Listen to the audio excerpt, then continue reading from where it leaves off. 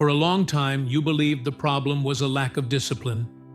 Then you started to think it was laziness. More recently, you began to suspect it might be anxiety, overstimulation, messed up dopamine, too much of the modern world. But the truth is more uncomfortable and simpler. You are not failing because you don't try hard enough.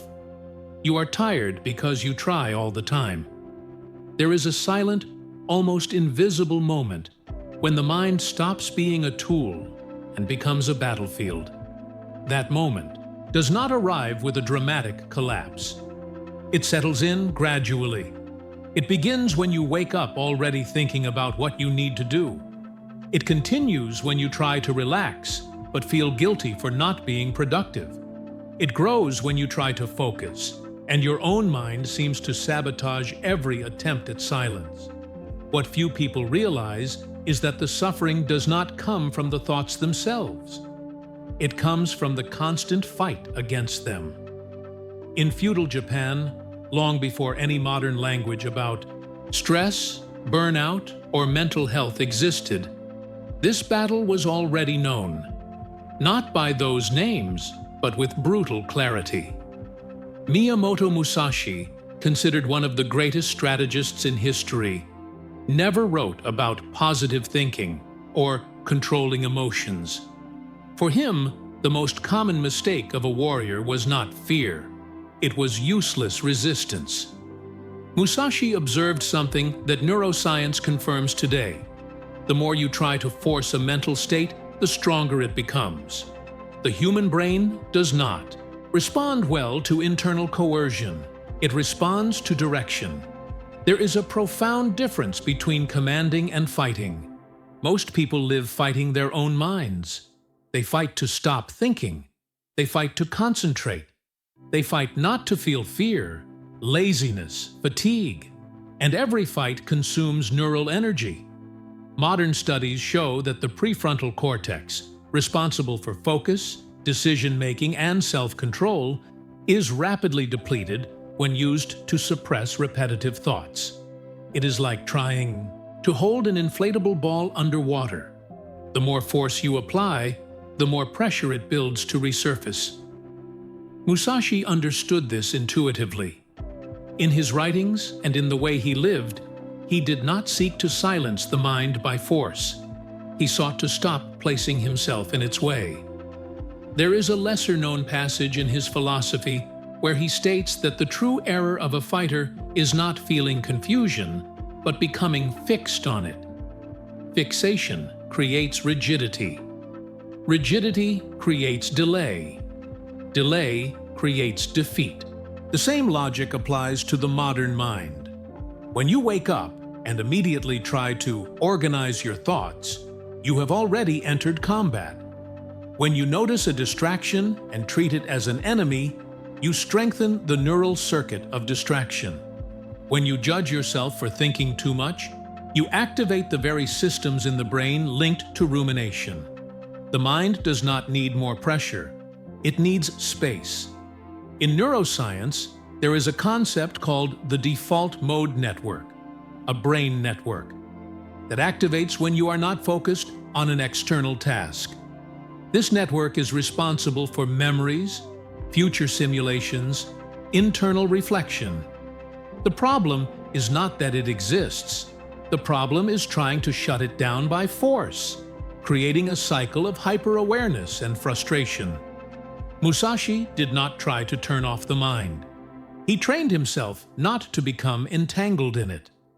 There is a symbolic story told about a young disciple who watched Musashi meditate for long periods. Intrigued, he asked how Musashi managed to keep his mind empty. Musashi simply replied that he never tried to empty it. He simply stopped following it. That difference changes everything. When you try to control every thought, you become their prisoner. When you stop fighting, something strange happens. The mind begins to organize itself, not because you commanded it, but because there is no longer constant interference. Modern psychology calls this metacognition. the ability to observe thoughts without fusing with them. Japanese Buddhism spoke of this centuries ago, using different words but pointing to the same experience. Thoughts are events, not orders. Musashi applied this in combat. He did not react to every movement of his opponent.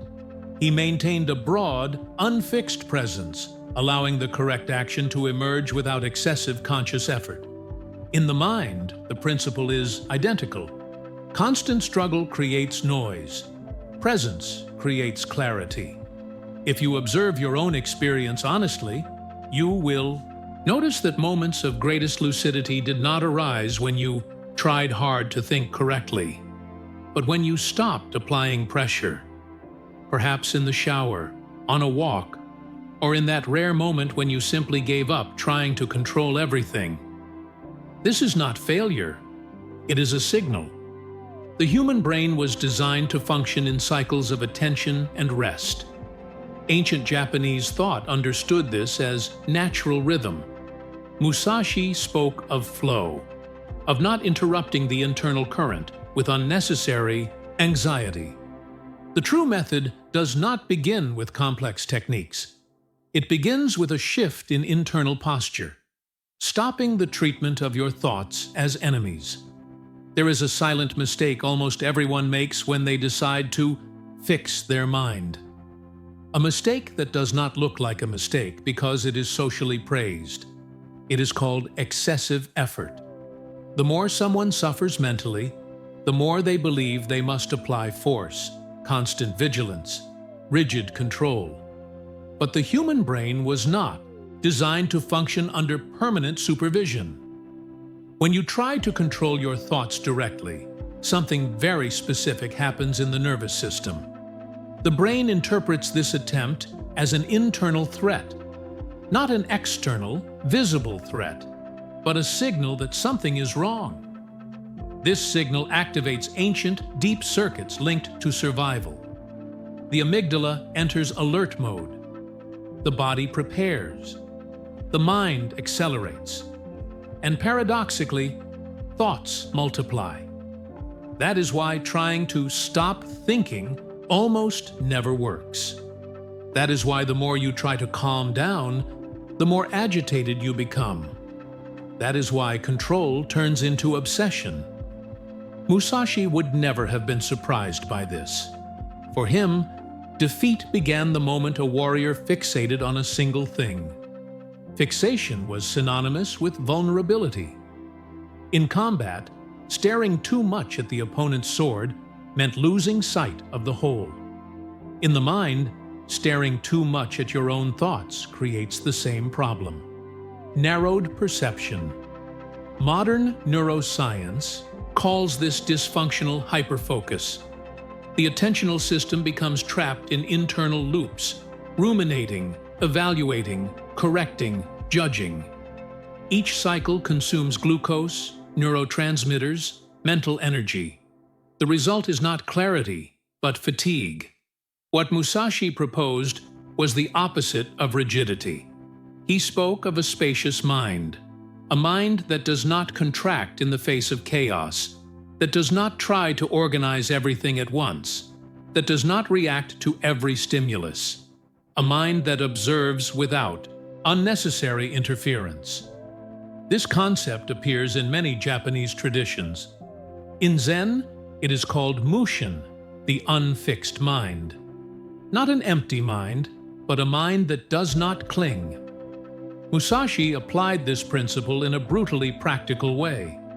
He knew that the less conscious effort he placed into each movement, the faster and more precise he became. In the modern mind, the same thing happens. When you try to micromanage your thoughts, you become slower, more confused, more tired. When you release excessive control, something begins to reorganize itself naturally. There is a critical point here that must be clearly understood. Stopping the fight does not mean surrendering to chaos. It means changing the type of command. Instead of an authoritarian, violent command, you adopt a strategic, indirect one. Musashi taught that combat is not won by attacking the enemy's strength, but their balance.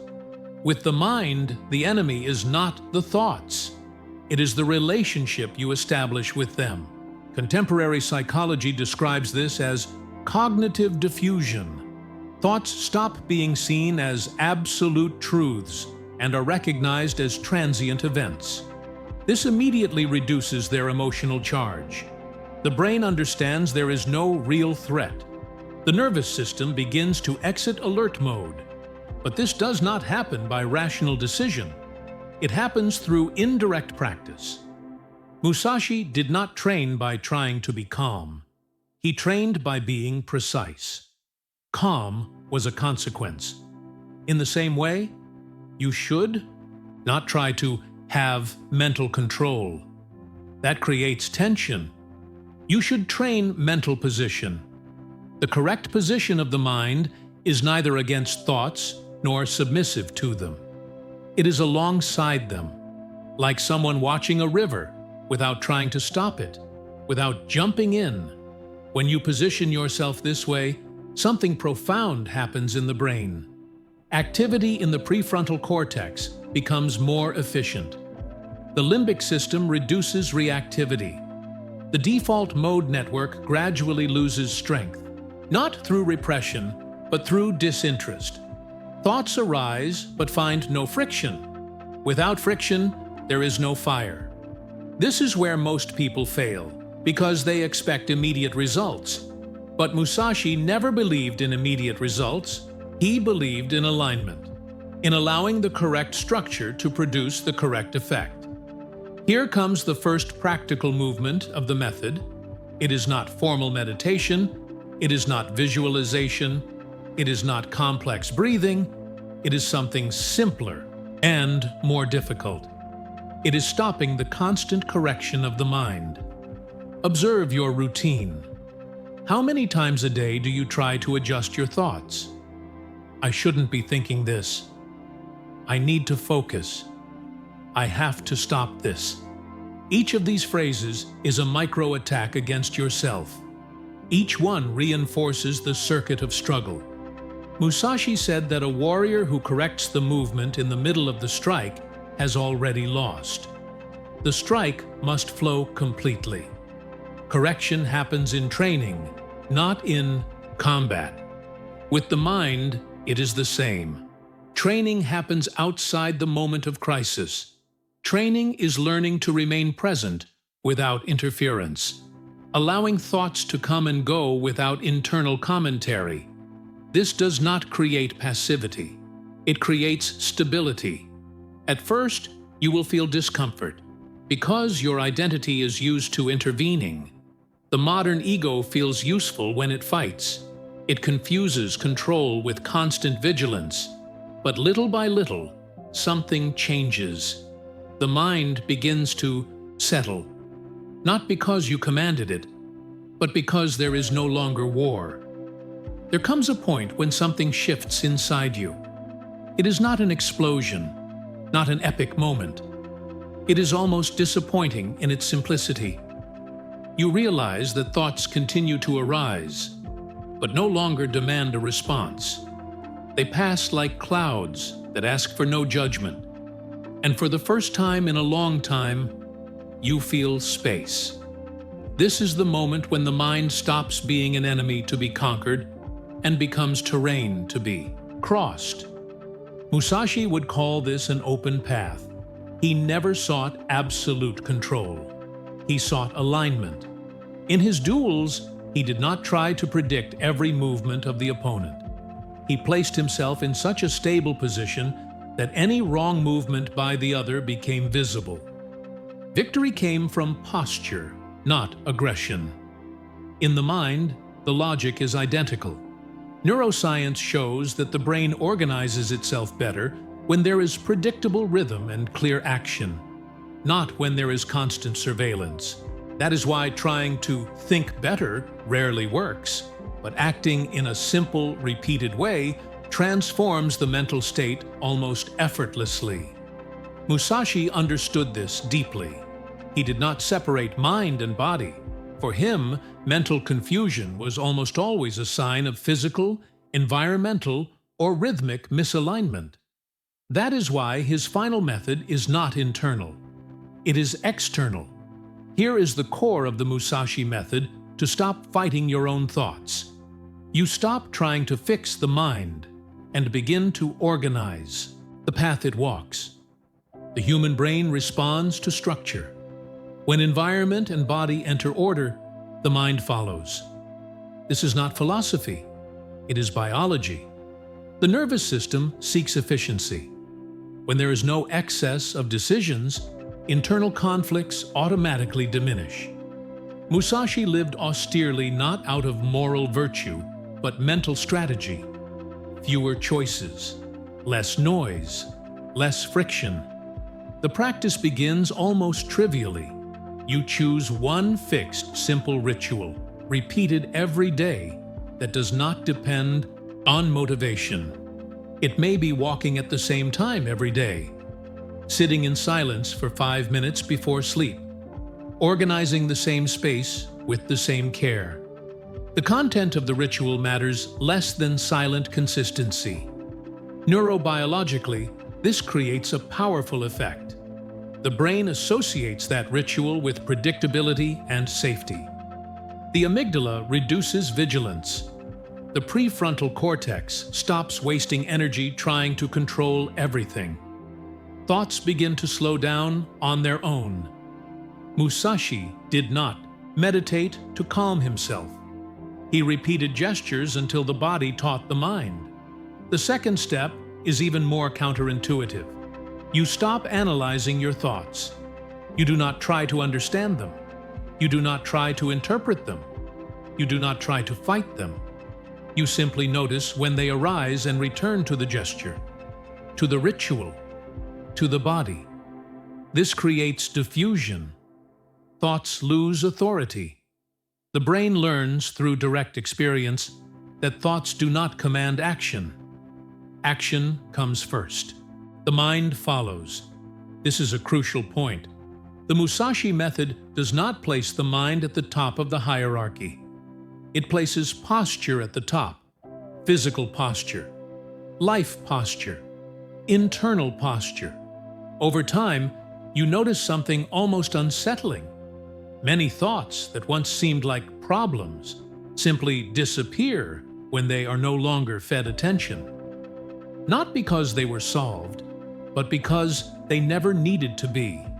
Psychology calls this extinction of patterns. The brain stops reinforcing circuits that generate no response. This is how mental habits die, through lack of nourishment. The third movement of the method is accepting something the modern ego rejects. The mind will never be completely silent. Musashi knew this. Absolute silence is not the goal. The goal is not to be dragged. When you accept this, the war ends. You no longer try to win each day. You simply walk the path. Some days the mind will be more agitated, others clearer. This stops being a problem. Like the weather, like the sea Musashi so often observed. And then something unexpected happens. Without struggle, clarity emerges. Without effort, discipline emerges. Without rigid control, direction emerges. The mind begins to obey not because it was forced, but because it found a stable axis, like a river that flows better when its banks are clear. This is the true meaning of the Musashi method applied to the modern mind. It is not about mental power, it is about energy economy, about stopping the waste of strength, fighting the inevitable. Musashi said that the correct path is the one where you do not lose yourself trying to defeat yourself. He understood that the greatest enemy was not the opponent, but internal interference. When you stop fighting your thoughts, you do not become passive, you become precise. Each action carries less noise. Each decision is born from a calmer place. And perhaps this is the greatest transformation of all. You realize that you do not need to fix who you are. You only need to stop attacking yourself. The mind does not need a general. It needs a path. When that path exists, the battle ends and the movement continues. At some point, you will realize that you are no longer trying to defeat your own mind. Not because it fell silent, but because you stopped attacking it. Thoughts still arise. Doubts still appear. The world remains noisy, but something has changed. You no longer react to every internal movement as if it were a threat. You no longer try to correct everything. You no longer waste energy fighting what only wants to pass. You learn to stay at the center, to maintain posture, to walk without losing yourself in the noise. This is the true legacy of Musashi. Not domination by force, not forced silence, but the clarity that arises when there is no more war. The path does not end here. It never ends. And if this teaching resonated with you, subscribe to the channel and continue walking with us. Here, each video is one more step. Silent, steady, and conscious. Because it is not noise that defines your strength. It is your presence. Until the next step.